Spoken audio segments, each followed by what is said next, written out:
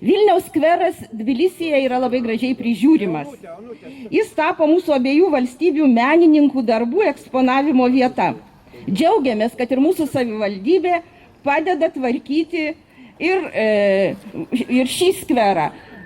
Tiesa, ne viską spėjo padaryti, matau, kad apšvietimą iki galo dar nesutvarkė, bet matau, kad vicemeras šypsosi, tai bus viskas padaryta. Jeigu Gruzijos ambasadai gal nepatogu paraginti, tai mes esam tiesmuki, paraginsim. Taigi sveikiname Tbilisobo žvėryno žemėje.